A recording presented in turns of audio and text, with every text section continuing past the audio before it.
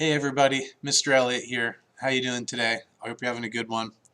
Today we're going to learn about law of sines.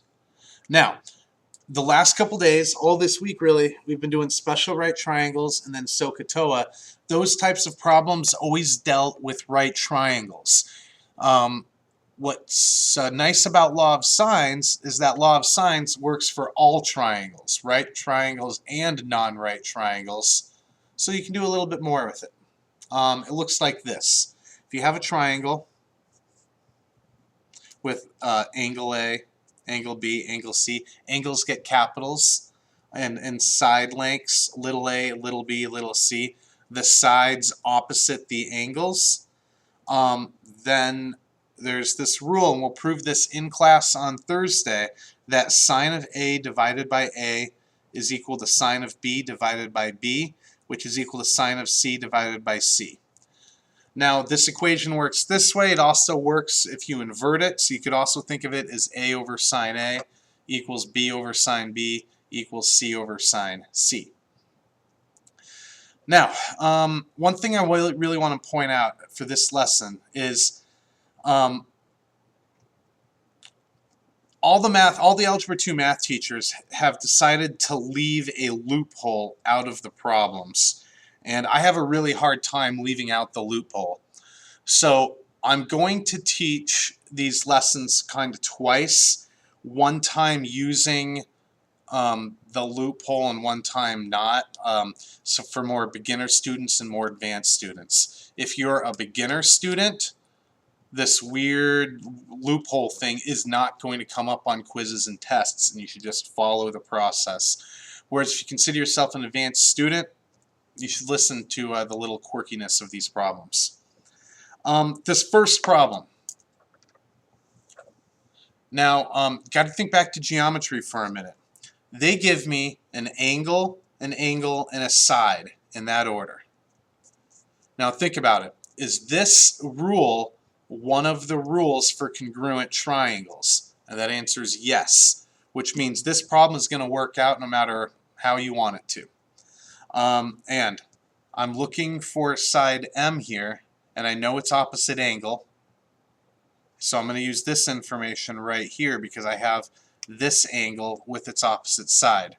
So using law of sines, I know that sine of 51 degrees divided by 17 is going to be equal to sine of 40 degrees divided by its opposite side, M.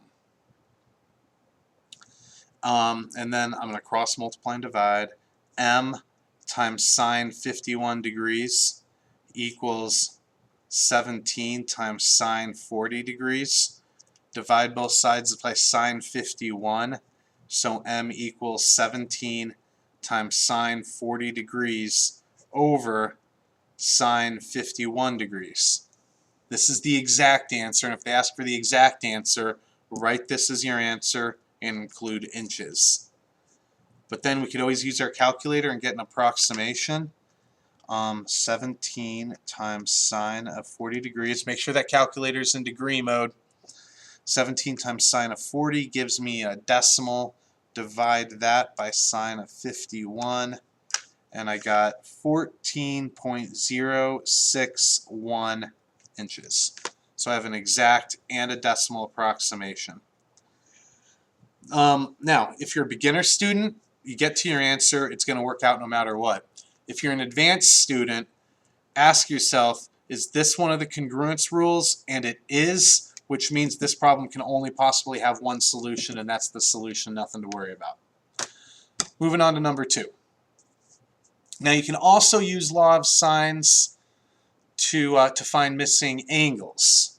So I have this 81 degrees and this 29 here, so I know that sine of 81 degrees divided by 29 is going to be equal to, I have this 16 here, so sine of M divided by 16. So, cross multiply. 16 times sine 81 degrees equals 29 times sine of m. That means that sine of m is equal to this stuff divided by 29 when I divide both sides by 29. And then to finish getting m by itself, you need to do a sine inverse of this. So m equals sine inverse of all this stuff. So 16 times sine 81 degrees, don't call it sin, all divided by 29. This is the exact answer, and if I wanted to figure out a decimal approximation, what I tend to do is I tend to figure out the decimal approximation of the inside, then do sine inverse of the answer. So 16 times sine of 81 gives me some decimal. Divide that by 29, gives me some other decimal, and then I go sine inverse of that answer, and it gave me 33.020 degrees. Okay, then used your triangle sum formula for the rest of it. If one angle is 81 degrees and the other one is 33.020, your third angle x would be equal to 180 minus the sum of those two. So I have 81 degrees plus 33.020 degrees. Add that up and then subtract 80 from it, and that'll give you an approximation for x. Let's see, 81 plus 33.020 gives me that. 180 minus the answer gave me, well, that doesn't sound right. I must have done some math wrong. 81 plus 33.020 gives me that. Then 180 minus that answer gave me that. 65.980 degrees. Because I did this approximation to 3 decimal spots, that decimal approximation should also be to 3 decimal spots. Okay, so you have x and you have m. Now, if you're just on the beginner track, I promise you these problems will work out for you, so you don't need to really worry about this problem anymore. But, in which case, if you're just on the beginner track and you're happy with what you've seen on these two examples, stop now, because these problems will work out for you. They will work out for you on the quiz and test, Elliot promises. But Elliot doesn't like stopping here. So if you're, like I said, if you're on the beginner track and you're okay with what you've seen on these two problems, stop the video now. Have a beautiful day, a beautiful night, wherever it is that you are right now.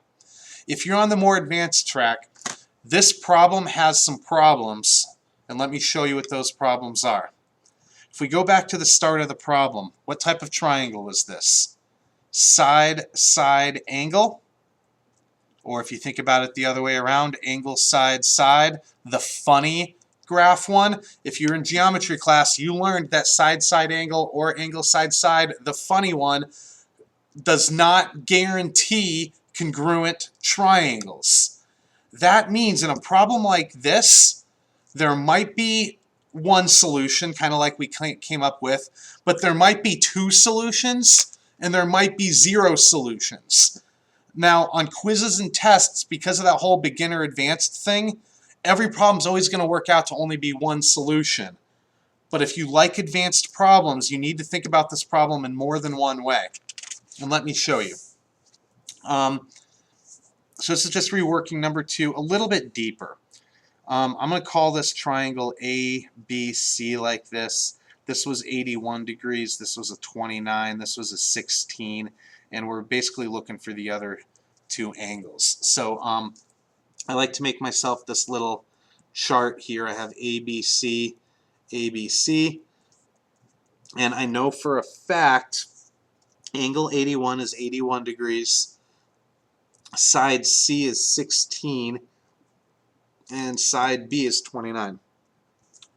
Now the way this problem is set up, you have to go hunting for angle M first. And if we go back to this work that we did here, we ended up getting that m was equal to sine inverse of 16 times sine of 81 divided by 29. And then when we did this approximation, we got approximately 33.020 degrees. Now, as we're going to learn, because it's advanced, it's not something something we're going to learn next chapter, really.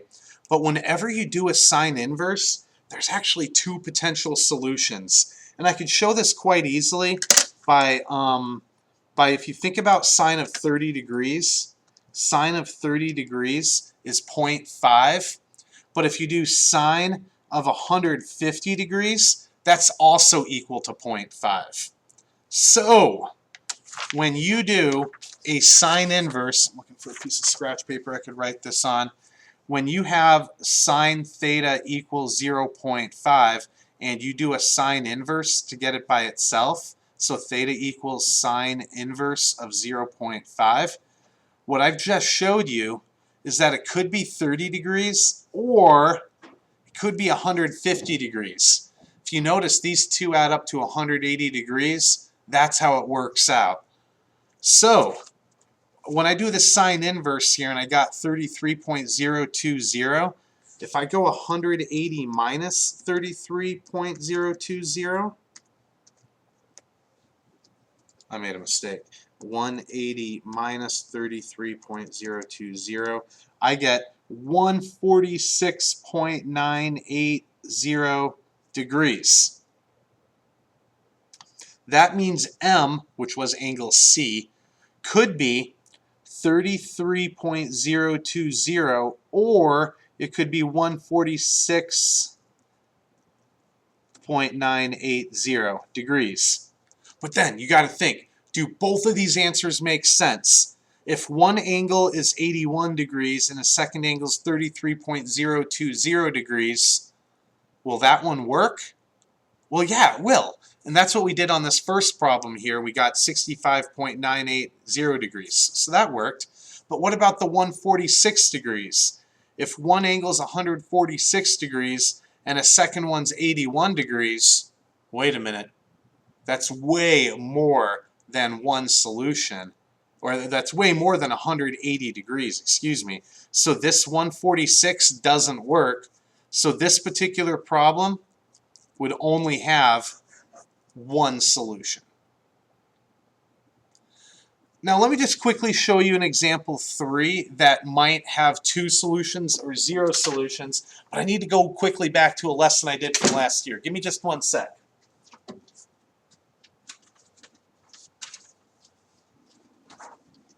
Yeah, here we go. Let's take a look at a problem that could have 2 solutions. It'd be like this, where I have triangle A, B, C. This is 27 degrees. This is 5 inches, and this is 7 inches. And the basic instructions are to solve the triangle. But in this case, I'm going to be looking for angle A here. And you can see why when I label this ABC, ABC. Side A is 7 inches. Side C is 5 inches. Angle C is 27 degrees. And because of these are my 3 pieces of given information, I'd have to go hunt for angle A first, which is my X. So, sine 27 degrees over 5 equals sine of X divided by 7. I do some quick algebra, and sine of X is equal to 7 times sine of X is equal to 7 times sine of 27 divided by 5, which means X is equal to sine inverse of this stuff. And when I do the sine inverse out to get my approximation, so I have 7, let's clear that, 7 times 7 times sine 27 take that, divide by 5, and then do a sine inverse of that. And it gave me 36 point, I'm just going to simplify it down. I'm not going to go 3 decimal spots. I'm just going to go 1 right now. 36.5. Or if you go, now like I said, the two answers must add up to 180 degrees. So if I go 180 minus 36.5, I get 143.5. And then if you consider both of these, if one angle is 27 and the second one is 36.5 degrees, that leaves plenty of room for a third angle. Or if my second angle is 143.5 degrees, 143.5 plus 27, well, that's 170.5, which still leaves me enough room for a third angle, which means this particular problem will have 2 solutions. And then you'd spend the rest of your time working out the rest of it. You'd actually have to use law of cosines next, I believe. Yeah, law of cosines. So we'll learn about this more basically on Monday at the multiple solution situation. Anyway, that's the only last thing I need to show you today. Mr. Telling is stopping in to say hello, so I'm going to say hello to my good friend Mr. Telling. I hope you're having yourselves a beautiful evening or day, and I'll talk to you soon. Bye-bye.